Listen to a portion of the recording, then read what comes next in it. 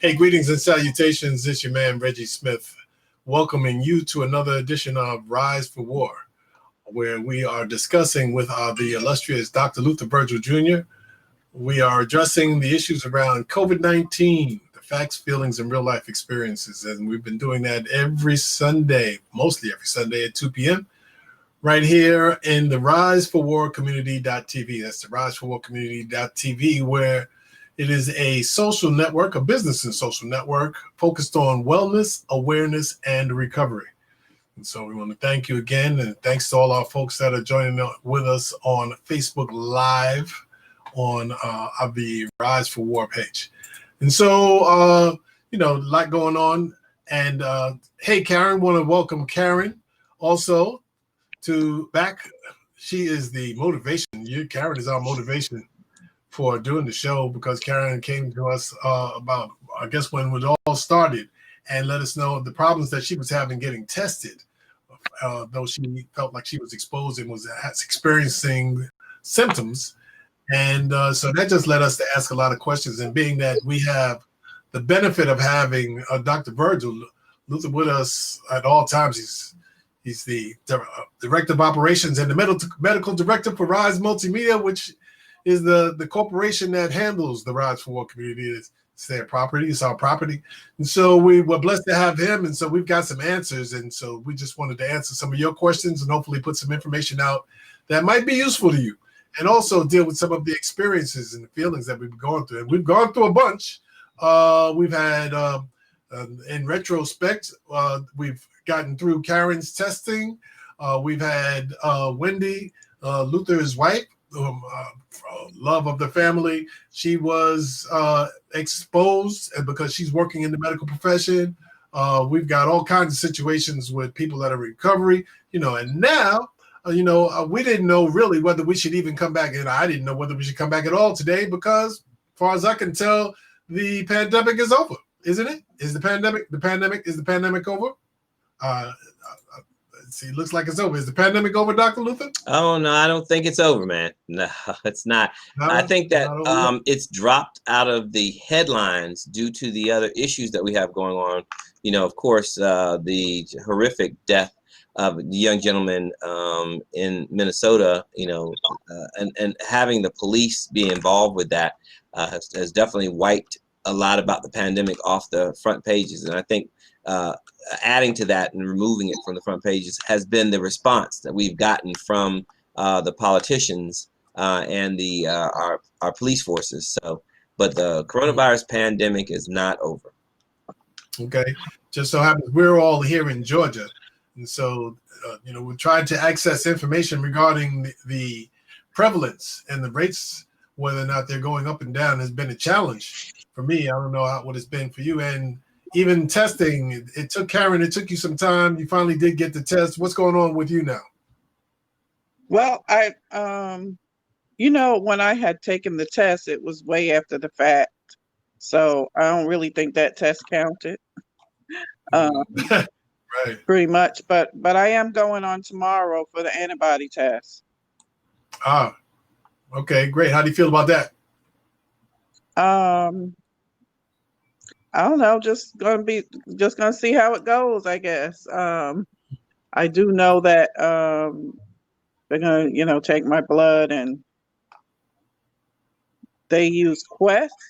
Kaiser uses Quest as their they have a contract with them, so it's kind of the same situation where it's not going to actually be processed at Kaiser. Well, I know there's a lot going on with the test, and in the past weeks, Luther, you have been able to explain the difference between the different tests.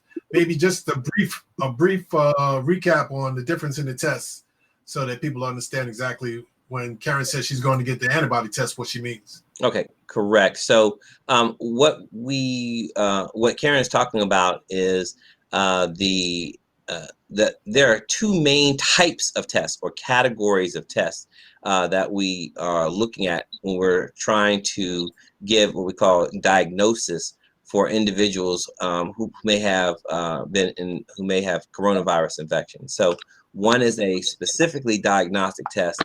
Another test is one that identifies whether you've ever been exposed to the virus. So let's start with the first one. The first one is the diagnostic test, which is an antigen test. That's a test that checks your blood, or actually does a swab. I'm sorry, let me rewind it here. It does a swab. And what happens is that we're swabbing to identify actual particles of the virus itself. We use something like called a polymerase chain reaction test.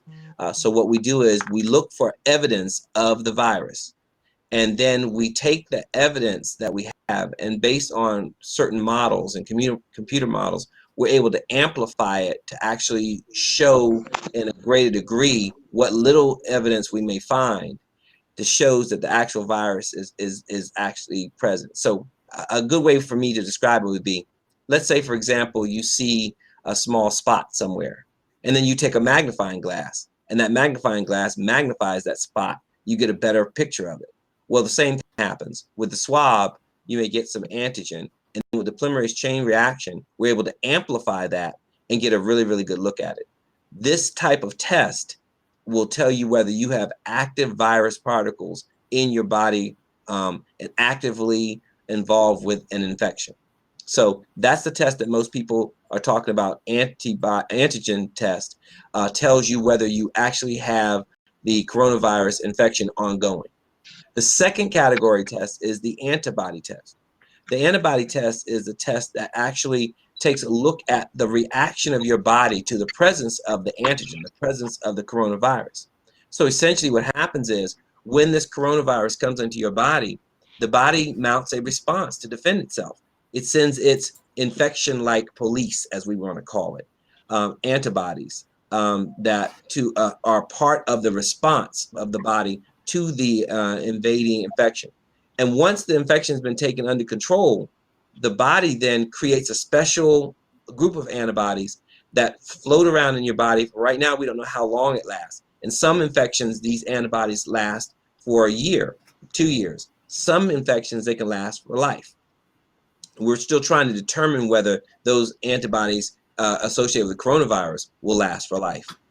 But these antibodies are produced, and therefore, when we test the blood, if we see these antibodies present, we know these antibodies are only produced when you have been exposed to the actual virus itself, the antigen itself. So we can actually tell you did have the infection at some point in time.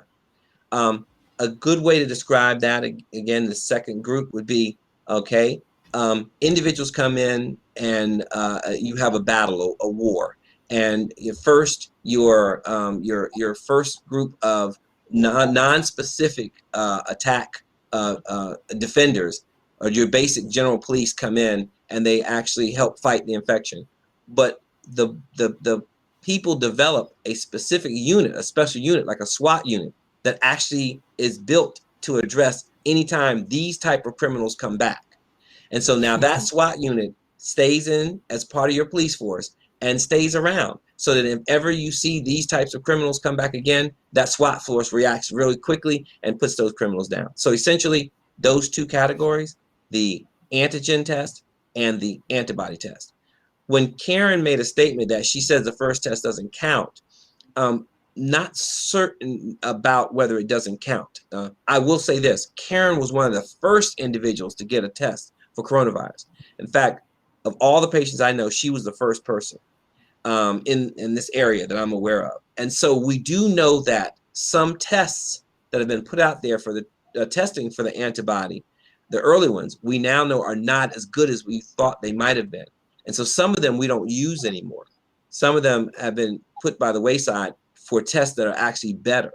So when we look at Karen's situation, there are two things we have to consider. One, that her early test might not have been as proficient in doing its job of identifying the virus as some of the later tests. And so we may actually have a situation where she can get a false negative or a false positive. And secondly, since she had the test after the symptoms had developed, she may have, as she was talking about, it may not have been any good because it may have missed the actual infection itself. But the antibody test should tell us whether she truly had the infection. Now, Karen has done the full 14-day quarantine and is now back into a more normal mode where, so essentially, remember the terms quarantine and isolation. She actually did isolation because she was thought to have the actual virus itself. So we will now be able to tell from the test she will take tomorrow, which is the antibody test, whether or not she truly was exposed to the infection, the virus. And that'd be useful information. I gotta tell you that when I was listening to your metaphors, I got triggered talking about cops and police and invaders and all of that. Well, I thought that was a good metaphor for what's going on right now. Stuff that's going on in the environment. And I think that's going to trigger a lot of people. But I think it's important that, we try to put it into terms that people can get a better understanding of. Yeah. And I've heard you make those comparisons and I've heard you share in that fashion for a long time. It's just in the context of what's going on right now, it does set off some different trauma. Mm-hmm. And so, but hopefully I'm sure everyone got a great deal out of your explanation. And so now the question is a couple of questions. So true or false, if I find out that I've been exposed and I've been asymptomatic, does that mean that I'm safe to go out in public and I can't catch the virus? A. And B, what tests should people be looking to get now? Okay. Especially with all of the protests and that's going on, and people are, the social distancing does not seem to be the foremost thing that's most prevalent in people's minds. And then they're definitely not practicing it. So what tests should people be getting, and what do you think is going on? Okay, so the first question you asked was a true or false question, and it's unfortunate, but the answer is not really a true or false answer. If you force me to say, give you a true or false answer, I have to say false. The statement you made was, now I can never get the virus again, I can go out in public, no problem. That's false. Okay, so we don't know enough. Again, although this pandemic has been in the headlines and in such magnitude, and it's affected our lives with such magnitude, a lot of people, and I hear this from people, they act as if this has been with us forever. And they're exhausted and tired, and they want to drop their guard. But please remember, we did not have this declared a pandemic till the very end of January. So we're talking about, this has only been with us as a pandemic February, March, April, and May. So it's only been with us about 4 to 5 months as a pandemic. We've only really known about it since November, but actually it became a significant issue in America in late December, beginning of January. So again, 6 months total. So we don't know enough information about it. There are some viruses to which this virus is similar to, whereby once you have this infection and it's proven that you had the infection, then you will develop immunity based on antibodies, and you will have immunity for about up to 2 years.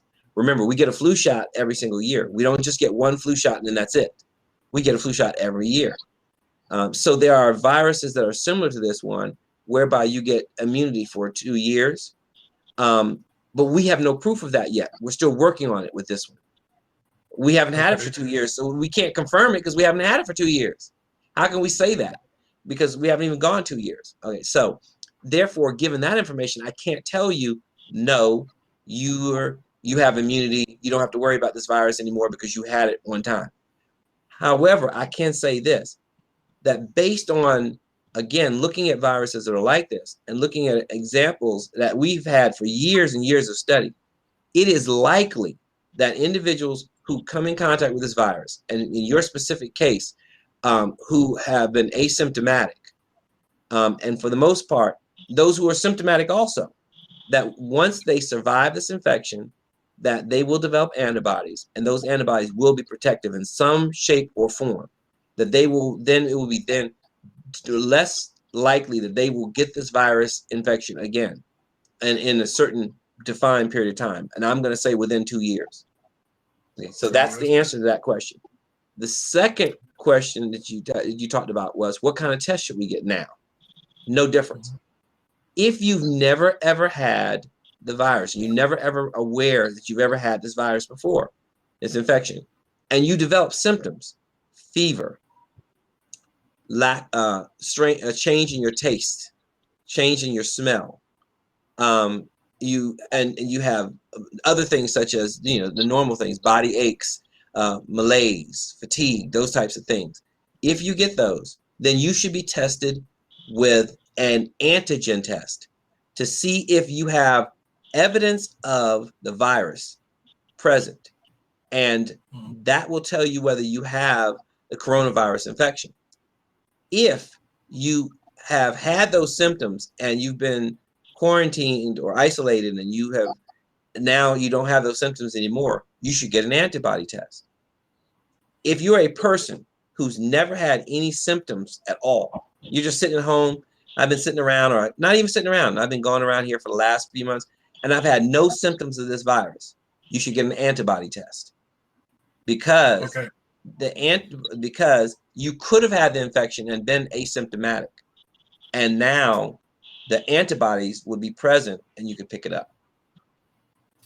Yeah, that's great information, because I've had an overabundance of caution, and I know that many people who have compromised immune systems or other comorbidities, as it were, may not have shown any symptoms whatsoever. But as society is opening up, we want to know what their risk is and what their vulnerability is. Like myself, like my mother is thank you for all of those great facts. That's the foundation of what we need to know so that we can make informed decisions going forward, because things are changing now. We're shifting into a whole other stage. Cities and states are opening up. People are probably starting to be called back to work. You know, a lot of things are changing. Right. And there's a lot of different situations. Case in point, my mother is in New York. She's 90 years old, and she's got health complications, and I would love to go and spend some time with her.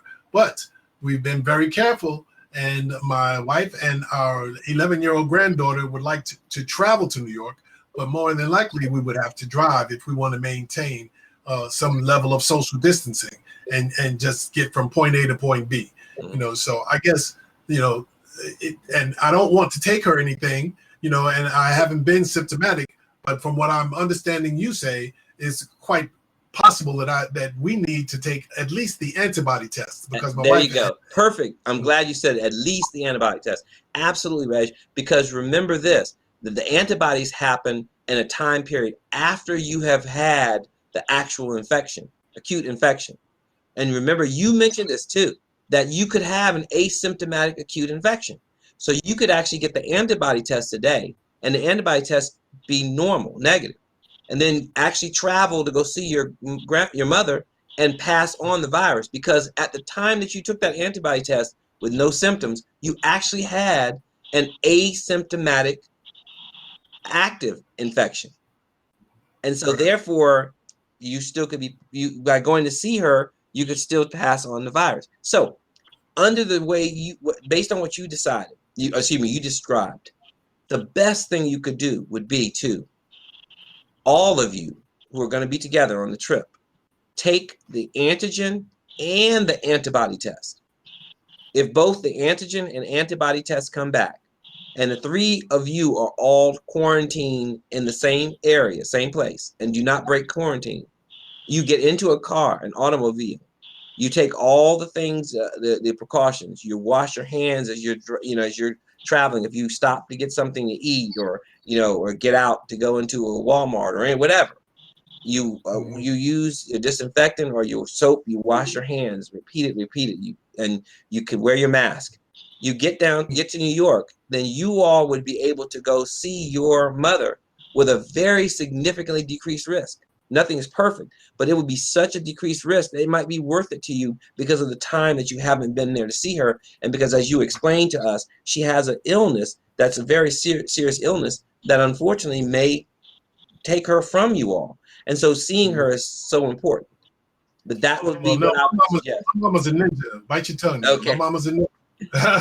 Well, put it this way. I'm just a little doctor, so I don't know. I'm just talking in terms of scientific. Look, I'm not going to fight your mother. Hey, no way. I know your mother, and I'm definitely not going to fight her. I think I'm more worried about you all than her. Yeah, what we need is like a little green book. Remember the movie The Green Book? Yes. We need a green book so that we know places where we can stop. It's like the Underground Railroad in reverse. We need places where we can stop, or if at all, or just pack your lunch and I don't eat chicken, but I'll put some collard greens and fried chicken in a brown paper bag, and we only stop for gas, and get on up there. But having said that, there's a lot of different situations that we'll all have to experience now, and there's no need for us to belabor the point. We've got some facts. Karen, are you having any? Are people coming by your house? Are relatives coming to town? What's your situation? Do you have any situations coming up that other people may be going through as well that we can ask the doctor about? No, I'm still not receiving visitors. Okay. I'm just not there yet. But we are, for Father's Day, my siblings and I are going to get together and have a barbecue at my brother's place. We're going to be outside and try to, for the first time since all of this, meet up with each other. And because so far we've kind of just been doing drive-bys, hey, how you doing? No hugging and going inside each other's homes and stuff like that. And if I may say this, by then you should actually have your antibody test completed and the results back. Yeah, Father's Day. Father's Day, I'm not certain about which day Father's Day is, but it's about two next Sunday, or is it? Do you know which day it is? Okay. It's the 21st. Yeah, it's the what is it? The 21st. Okay. Nobody ever really remembers. So it's the 21st, and so that means that your antibody test results should be back in time. Yes, they told me 2 days. How long does it take to come back? About three. Right now, you should definitely expect your results back within 4 days. Most times it comes back quicker than that. They told me to. So most times it comes back very quicker than that. Some individuals will tell you 4 days and you'll get it back in 2 days. So, but that is. Karen, do you need a prescription for that test, and does it cost money? Well, I had to get approval from a doctor to have it. With Kaiser. Absolutely. You remember I had the doctor that agreed to stay in touch and be my advocate. Well, she's the one who contacted me and said, I have good news for you. Kaiser has the antibody test available, and I've already contacted your doctor. They just need, because they want you to kind of like sign a waiver so that you understand, how the results might come out, and you're not going to get, like Dr. Luther was saying, you're not going to get immunity or anything. You just need to understand all of that, and they make you sign a waiver. Well, that's, I guess the question is do you need to be insured, or how much does the test cost? It's not free. I don't think it's free, but I'm covered under Kaiser. Okay, well, that's something that we need to know, and I guess we'll find that out and post that along with the video, so that people will have some healing solutions regarding going forward, how we are going to have healing solutions around COVID-19. There's a lot of people out there that are protesting as well, and so we'll have to keep an eye on how things are going with those people who have been out in the street.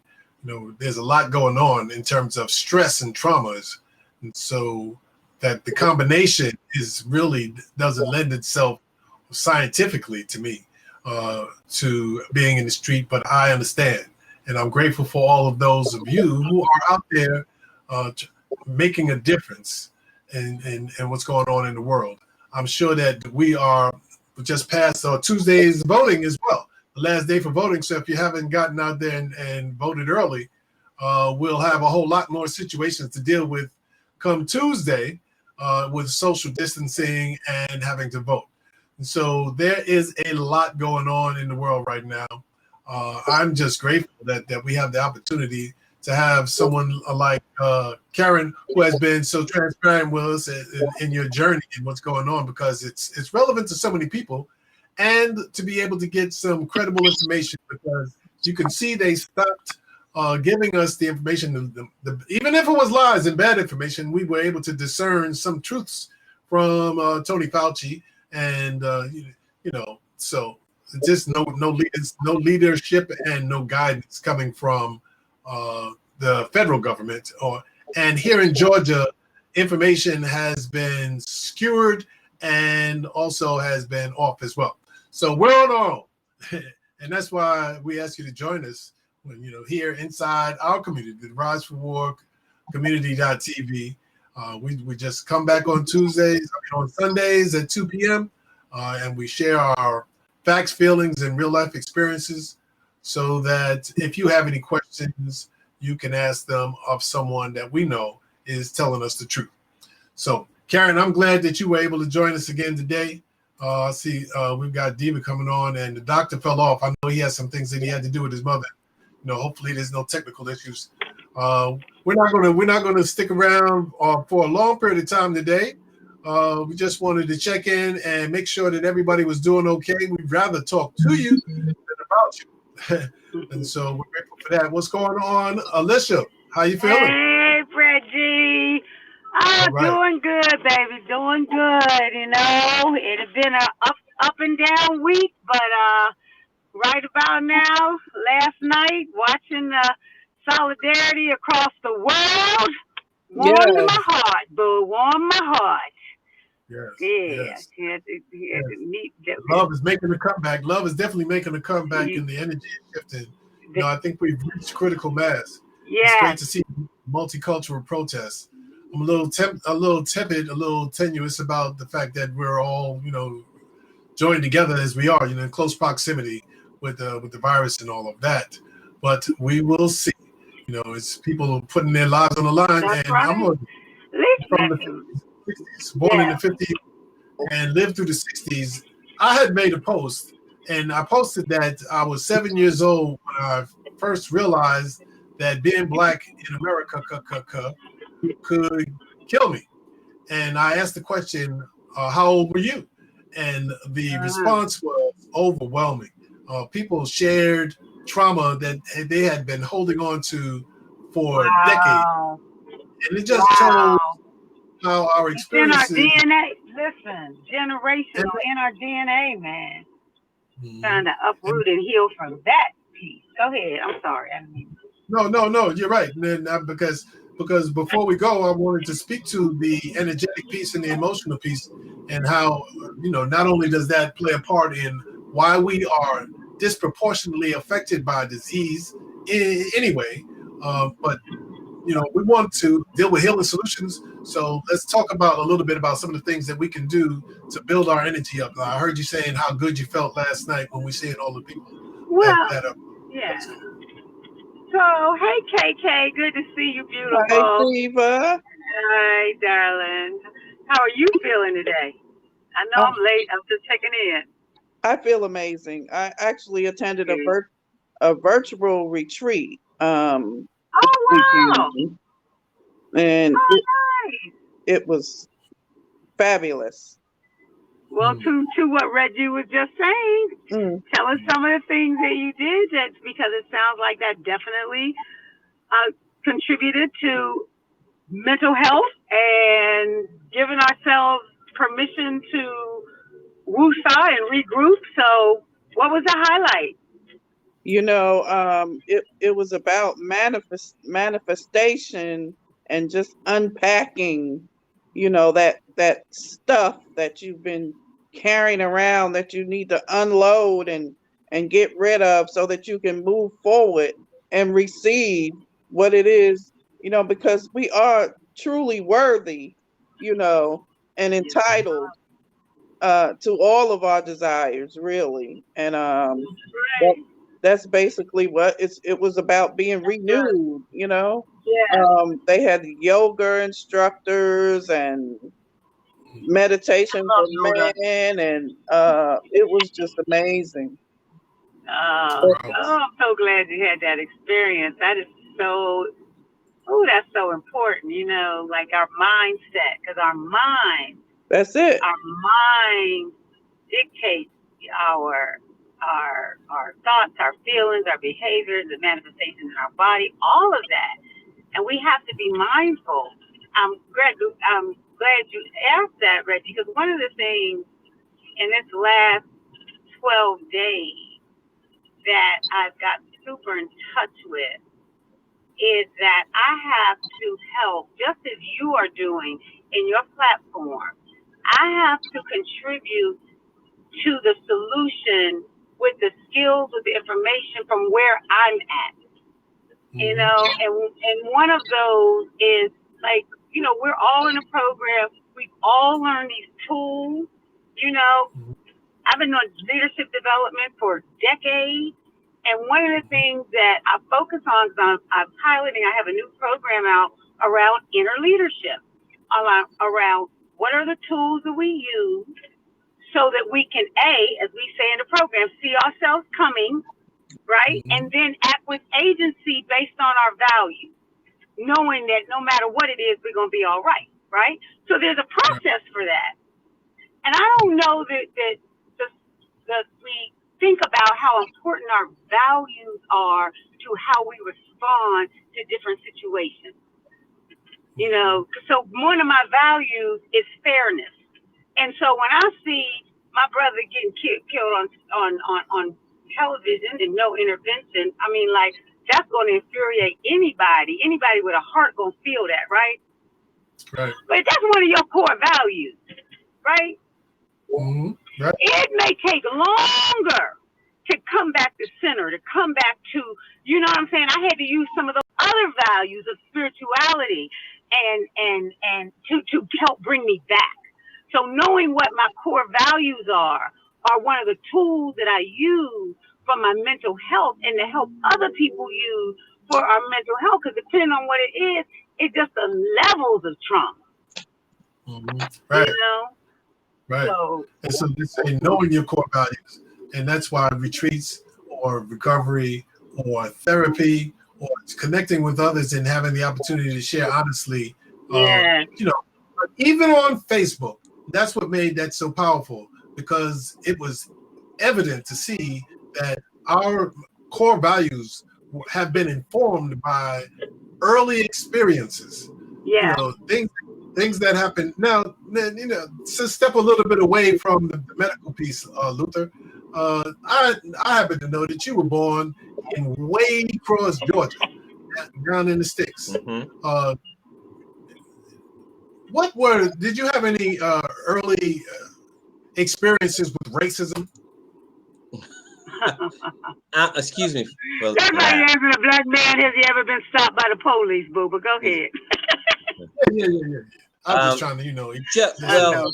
That actually goes without saying. But I think that, you know, my most recent encounter with a situation, and saying the word racism, as I've heard a couple of experts say, it's hard to define. You know, you can one person's feeling and another person's feeling are different. And one of the things too I've been hearing from talking to a lot of my friends who are not African American, the concept of not understanding that some of the things that they've done are racist. And so, you know, naturally the answer to the question you asked was, have I experienced racism? Absolutely. Since the time I was living in the Deep South in the 1960s. So truly, I know all of those things and moving forward, but the issues have not necessarily fully stopped. And a lot of my friends now are starting to get an understanding. Let me give you an example of something. I play alto tennis, and alto tennis is a very, very, very well-known activity in this area. And is less than 1 year ago, our tennis team was out practicing on the tennis courts. We finished, there was about 13 of us. We finished playing tennis. While we were playing, we actually observed a police car that was sitting on a road in the subdivision. Now, we were practicing in a subdivision. Many of the subdivisions in Cobb County, East Cobb, in many of those subdivisions, they have tennis courts and they have, I guess, activity centers for the neighborhood. When we left from playing tennis, and we played tennis for about 2 hours, we were driving out. There were about 13 of us, maybe about 8 cars. I was next to the last car. The parking lot was an enclosed parking lot with only one entrance and one exit, with a stop sign at that entrance and exit. And it entered into the neighborhood, the subdivision. And then you drive down a road in the subdivision and then go exit the subdivision. So I wasn't playing in my subdivision. Sorry, I'm gone. But anyway, as we left, as I pulled up to the stop sign, I actually remember saying to myself, okay, don't run this stop sign because this guy will stop you. And as I pulled up, there was another car behind me. He turned his light on, and his outside light, and flashed it right into my window. And as I began to turn, he put on his speaker, "You pull over." So I made a turn out to the left, and when I did that, because he was in the right side of the road, perpendicular to the stop sign and looking at me, it had our cars stopped directly across from each other. The car that was behind me, he allowed to exit and go. And then I was sitting there and I put my hand on 10 and 2, as I've been taught by my father. And he opened the car door, and as he exited the car door, he had his hand on his gun. So I'm looking at this guy, he's looking direct in my face. I'm looking at his face because he's directly across from me. He didn't pull up behind me, he didn't pull up in front of me, but we're across from each other as if we were pulling next to each other, talking to each other's windows. He hops out the car with his hand on his gun, approaches me. Of course, I don't move. And he says to me, he looks at me, he says, "Where'd you just come from?" Which kind of shocked me because he's there not 20 feet or 30 feet from the tennis court. He's watching us play tennis. So I said, "Where am I coming from?" I said, "The tennis court's there, sir. You just saw us playing there." He says, "Okay." He's looking at me. He says, "You play tennis, huh?" I said, "Yes, I do. On the tennis team that's right here in the neighborhood." I'm sitting there with a towel wrapped around my neck because I'm soaked for 2 hours worth of tennis. I've got sweat beating off my bald head. My tennis bag is right behind me in the car. And I have a very large Roger Federer tennis bag. I have 4 tennis rackets and a whole change of clothes and everything in the bag. He takes his own flashlight. He looks at me, and he looks in the car. He looks behind me. And then he actually goes behind and searches my car. He goes behind, looks in the back seats. I'm driving a truck, so it's got three rows of seats. He looks in the other back. He looks all in the back window. I'm staying there with my hands on the steering wheel at 10 and 2. And I'm looking out the rear mirror and watching him go around. And he goes all the way around the back, goes around the other side of the car, looks through there, comes back around and says, "Have you seen anybody strange in the neighborhood tonight?" I said, "Yes, sir, I have." And I wasn't being funny. I said, when I first came in, there was a white gentleman running across the road at really high speed, running down the street. And I thought it was odd because he wasn't wearing any jogging clothes or anything like that. He goes, "Okay." And I said, "That's it." So he says, "Okay." He looks at me, staring at me. And at that moment, it clicked in my head. This guy hasn't told me why he's stopping me. He hasn't asked for my driver's license. He hasn't asked for my registration or license. So I'm looking at him. He's looking at me. He still has his hand on his gun. He has not taken his hand off his gun. So I then say this. I looked at him and said, right in his eyes, I said, "Good night, officer." He says, "Okay, good night." Because at that moment, I realized he was more nervous than I was. And I was nervous. But he was more nervous than me. And so I gave him an escape. So I said, "Good night, officer." And he said, "Okay." And I drove off. And as I drove down the road, that's when I got a little angry as I was driving. Because I said, but I was smart enough not to be frustrated or angry at the stop. Now, I brought this up. I actually immediately pulled over and texted my tennis team. We have a email thread, just a group email. I sent him and said, "Hey guys, I just got stopped by a police officer." And he didn't ask me anything other than, "Where did I come from?" So a couple of people answered like, "Wow." One guy answered, shaking my head. But when we had the conversation the next day, a couple of days later, there were so many people trying to make an excuse for that officer. So many, individuals. But one of my tennis team members knew the police, was affiliated and knew the police officer. He actually did a search without telling me. He called to find out what the heck happened. And then, he was told that there was some people in the neighborhood had come home and they thought they saw some people in their house. So they called the police, and the police were looking for young black men, who had broken into the house. And so that officer had stopped me because he thought that maybe the officer had stopped me because he maybe thought that he didn't think I was the one who had done the robbery. He thought that maybe one of the robbers who had run from them when they came had gotten a ride with me or had gotten in my car. Not realizing the mere fact that he only stopped the one black person on the team indicated racism, because the guy who was broken the house is not going to ask for a ride with someone else. He's going to just decide he's going to find the one black person in the neighborhood and ask him for a ride out. But the man he never told me that's what he was doing. So, now that we've seen these things happening with the situation going on now, a couple of my colleagues or my friends from Tennessee have called me and said, OMG, that police officer may have lied about why he stopped you. Whoa! What a great, amazing thing. So, I have been stopped, 8 times. That was my 8th stop while doing nothing, while driving a car. Was saying, And, I explained to them that's the 8th one. And, you hope that after you get to a certain age, it will stop. You hope that after you get to you reach a certain level. When my son was graduating from the Marines, and we were on the way to his graduation, I was stopped by a police officer. The police officer, state trooper in South Carolina, tried to explain to me that the reason he stopped me was because there was a issue with my back light. It wasn't working. Unfortunately, I told him, sir, I actually had my car checked, and they told me that there was a problem with my back light, and they got it repaired. And I have to have the receipt here that shows that the back light was repaired, and it's been working fine. I said, would you like to see the receipt? He said, no, hold on a moment. And then he came back, and he was really nice about it. He looked at me and said, look, sir, you seem like you're a really nice guy, and you seem fairly intelligent. He says, you know that I'm only doing this to protect you. He said, you'd be surprised how many times when we see a black. Okay, so Dr. Luther gone. So what I'm really impressed with, is that we are now in the beginning of truth and reconciliation, which is something that we haven't had yet.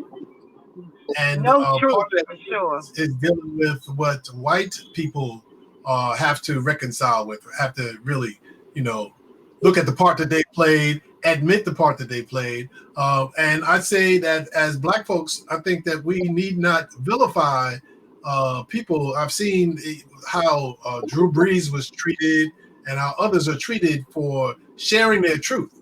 And, I think that they should have the ability to say what is on their minds and their hearts. No, yeah. No, I'm just totally agreeing with you, Reggie. That way we can have the truth, but we have to have the truth before we can reconcile anything. Exactly. But let me just say, just going back to the tools that I was talking about as far as knowing yourself and physically kind of scanning your body when you're in any moment. When I was listening to Dr. Virgil tell the story, because that is such a violation of my personal core values. I could feel my stomach getting tight.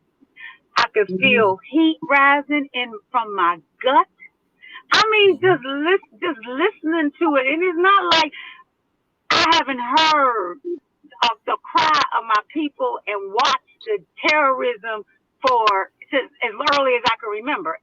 But I'm just saying, just for our own mental health, right?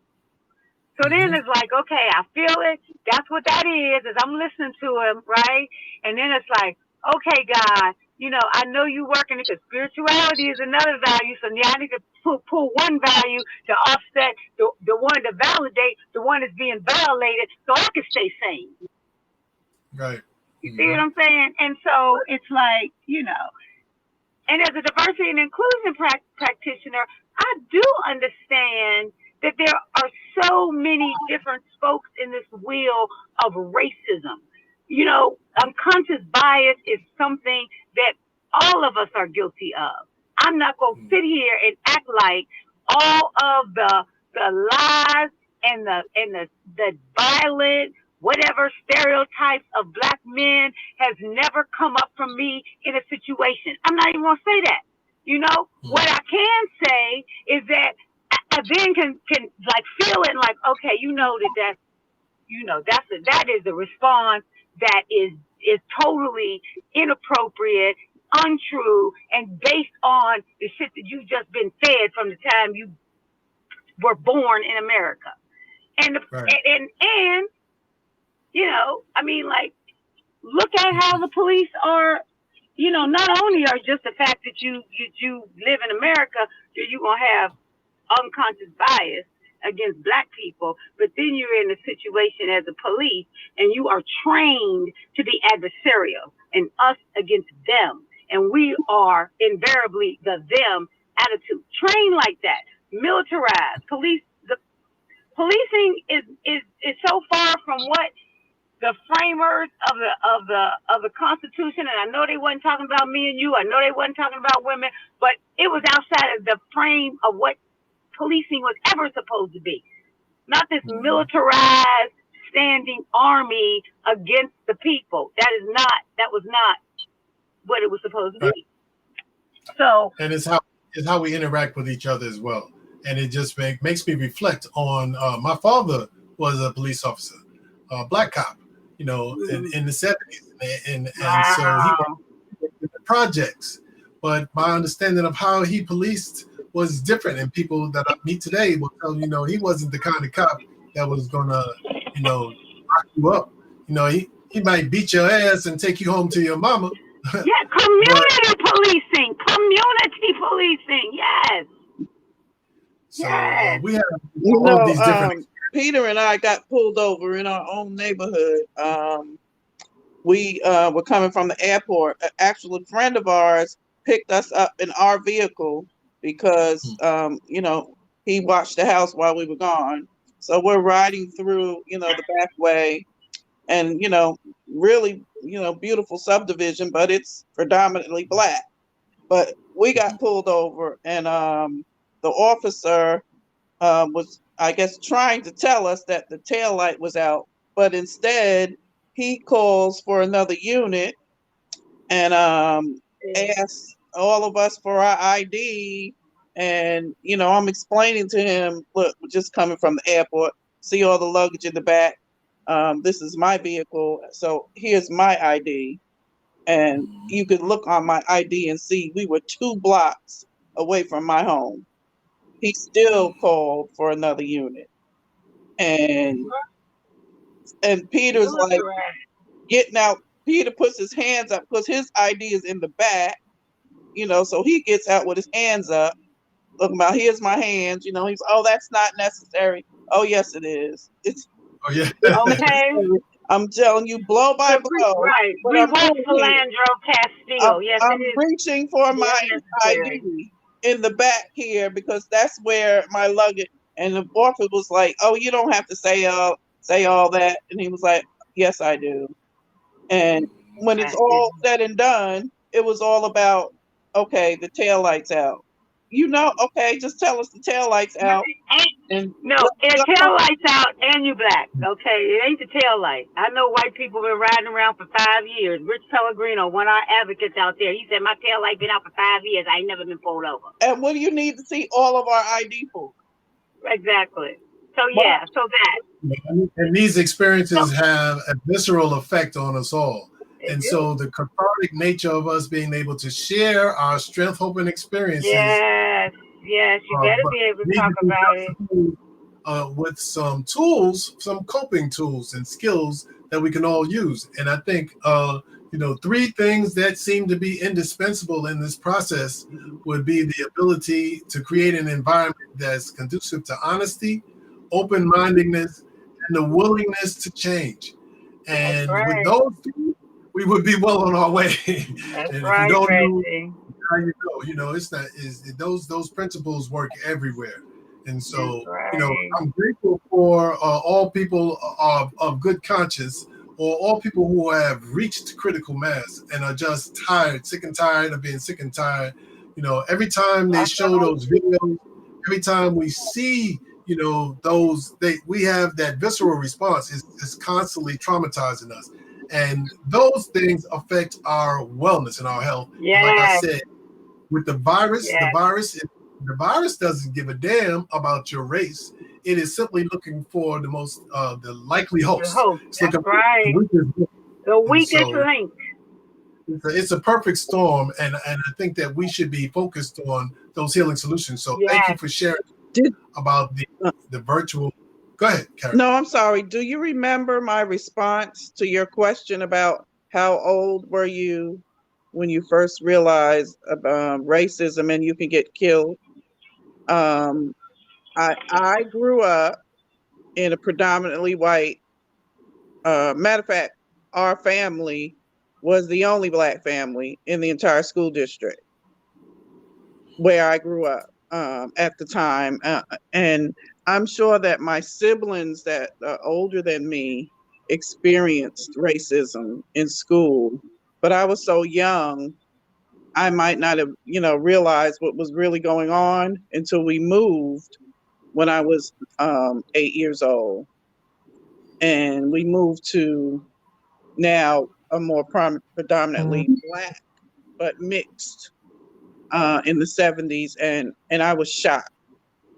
I was shocked because, my mother did what she knew how to do. She was raised in a all white neighborhood, so she moved us how she was raised, not knowing the effect. So the only other, my siblings really were the only other Blacks that I saw in my family, like my cousins or whatever. But in school, it was just like we stood out like a sore thumb. And then we moved to Amityville, and it was the niggas go home, painted on the side of the wall, and riots like every other. And so, what year was that? Like, what time period was that? It was 70. It was in the 70s. Okay. Yeah. Okay. And I was terrified. I was terrified. I couldn't even believe it. And then to take it a step further and be a little nervous to say that I was even scared of my own kind because they were fighting with each other and stuff, and I had not witnessed that. So it was an extra experience. Yeah. I wrote the title "Surrender to Heals: 7 Ways to Rise Above the Battlefields of Life." And one of the main reasons I wrote it was because my experience with drug addiction was predicated on my need for fairness and my awareness that the world was not fair. Not only the world was not fair, but it was a harsh place to be. Growing up in the 60s and 70s, seeing the murders of our leaders, seeing the unfairness and just the racism and the whole nine, the context of both from a global, from a regional, from a going to school, all of that perspective just made me want to leave the planet, and part of the reason why I got high. And so, and coming back now, you have to take those things into context. And there's two things that I think that, we didn't grow cocaine and heroin in our community. Right. So it's not a conspiracy theory to say that our communities were flooded with drugs. Right. And then you're right. Knowing that the foot was on our neck. And then you can see the juxtaposition because now it's an opioid epidemic, and money is being thrown at the problem instead of incarceration. But so, that is so. That's as I'm listening to your stories about when you were when you really internalized that your blackness could get you or your loved one killed. You know, like, I've always had an advocacy spirit because of a core value of fairness. But I think that it was after I had sons.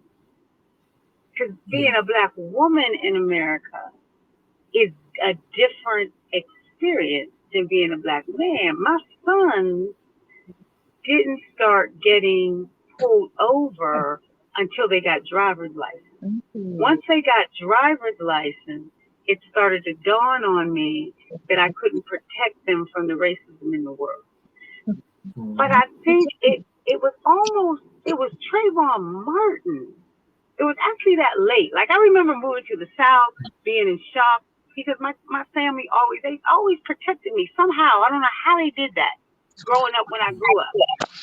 But I remember moving here and like, this is like the 80s, right? And I'm coming down here from New York. So, I'm like, this is the 80s, this is in the 60s.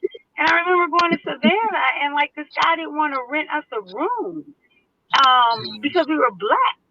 And the reason I knew that because a white guy came in front of us and he told him to wait. And I lost my mind. I was like, oh, you're about to rent everybody a room. I'm fresh from New York. I'm not used to this kind of mess. I'm like, oh, no, no. And I remember him saying, well, I'm not renting nobody a room. And that blew my mind because I couldn't believe that you would put money over your business, money over, like, really, you will miss all the money? I mean, I just don't understand how deep it went, right? So that was like the first moving back to the South then, right? And then when Trayvon Martin was killed in cold blood and there was no retribution, I remember that there. Even though I knew about racism, I had marched with the Panthers, I had, done the advocacy. I don't think it was until that point with Trayvon where I saw there was going to be absolutely no accountability that I felt the full weight, But as a Black man coming up, look, those experiences happened way earlier for my sons. Right. And like you said, it's a turning point, third grade. And then we got bussed out to schools. But when you get your license, the system has got a plan.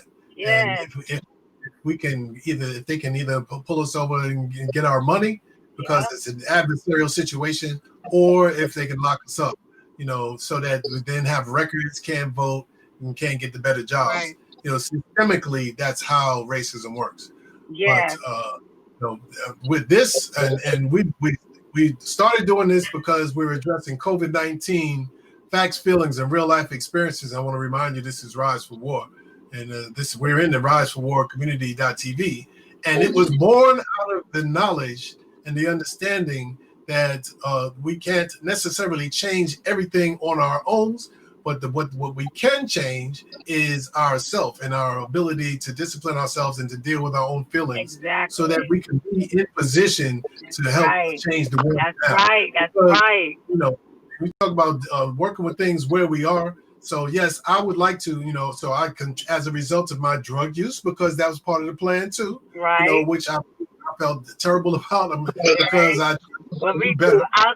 But you did. All of it was necessary, okay? Because you are amazing influencer and contributor to the collective pool of healing because of that experience. And because I know that's how I feel about my drug use experience. So yeah. And I'm grateful for it, and I'm glad that we are here. Right. We may be in the streets in the 60s, but it's a young people's game. Now they need to be out there. And they are out there. Yes, they are out there. And this generation is not having it, man. I'm so proud of them. I don't know what to do. They're like, oh no. We see the trick, we see the narrative, listen, the emperor is butt ass naked, we see you and we not going for it, not today. Yeah. And they were on that long line with me too. To vote. Huh? We are on that long voting line with me too. Yes. Oh good. That's what's up. Yeah, there's a lot of young people out there. acknowledge the fact that we're engaged in war, which is where the acronym RISE4WAR came from. It's about wellness, spiritual, mental, physical, and emotional wellness, So important. self and community awareness, and So recovery from all of those addictive behaviors. So. And so, we have to be able to discipline ourselves so that we can change what's going on out there. That's I don't right. know that we can change their game. We've been able to do that over 400 years. But if we can be disciplined enough to, play our own game, start our own game going, then we won't even have to worry about, really a whole lot, because the system will come looking for us and be like, oh, we were just playing. And trust and believe when I say that I and most of the people that I know do not have a problem with race. First of all, none of us chose the race that we came here, which makes it unbelievable to me that we could feel exceptional about being one race or the other. It's not like you chose your race. You didn't choose to be white or black or green or red, whatever you are. You are what you are. Right. But the one thing that we all are humans. And so, That's right. That's right. All my friends and family and races, people know me, and and they know that we love. Love is what's going to shift everything, and I think that's what we're feeling good about. Is that we see the multicultural, the multi-generational nature of people standing up now and saying enough is enough. Yes, that's right. That's right. So it's important that we don't let the virus or any of the other viruses or the other comorbidities take us out now. That's right. Keep your agency. Have agency over your life. Keeping that mental, spiritual, physical. And I'm on my way to the trail and walking as soon as I run in the store. Because listen, it is. We have to keep. Yeah, I love this platform. Just everything. I don't want us to stick around too long today. I'm glad that we all got here. I want to say thanks to all the folks that are joining us on Facebook. My good friends from way back got Phyllis Carter, Rodney Albury, me. We got bust out to junior high school together out 172. Wow. And then got Kendall Sessions, Mark Carlos, my boy Kenny Thatcher. That's David Thornton and Andrea doing awesome work in the community as a doctor and RN, Ram Welding. My good friend Martha Ellen Busby, everybody that's out there, Day, Derek Germany, Michelle, my sister Pam. Hey, Sister Pam. Sermons, what's going on, Bonnie? And they're doing something really special. I got an invitation from her. Juneteenth is coming up. Yeah. On the 9th of June, and it's quite appropriate that things are going the way they're going right now. I think that we should really have a focus. And if you don't know about Juneteenth, and if we don't know as much as we need to know about Black Wall Street and all of our history, the entire country would be well served to be more informed about the truth about America, so that we can reconcile and then repair what's going on. Let's say Lanissa, Earl, Dawn, Greta. And Reggie, I'm gonna send you send a link. I'm gonna be live on Facebook in the morning at 8:15, and we're gonna be talking about coping with our mental, physical, and emotional health. And the panelists is myself and Karen Hilton and trauma doctor and Andy. He's the pastor of Kennesaw Church out in Kennesaw, connected to the university. So at the 8:15, I'll send that to you as well, because we must take care of our minds, hearts, bodies, and spirits. Yes. Thank you for the platform, Red. Karen, thank you for all that you've been doing. You're the motivation, you're the lightning rod that got this thing started. Yeah. Yes, she is. And we pray all goes well with the antibody test. I guess we'll be getting ours sometime soon too. I'll have to check that out. We'll continue to put information in the chat with the Facebook post. I'm going to start sending out more invitations that you can join us inside the RISE4WAR community. I want to thank you, Karen Knox Fields, KK for joining us, Alicia, Yes. Diva. Yes. Thank Dr. Luther Virgil Jr. for bringing the Yes. fact. I want to say happy birthday to Wendy, who just celebrated her birthday on Happy birthday. the Happy birthday. Happy birthday, Wendy. point of personal privilege to say happy birthday to my mother-in-law, Dion Wells Yes, mama. Yes. 90 years old. And say happy birthday to my Aunt Vera, who will be celebrating her 91st birthday. Wow. Happy birthday, Aunt Vera. Oh, that's a blessing. Yes. Now, I plan on living to be 200. We can learn much from the feet of the elders. Yeah.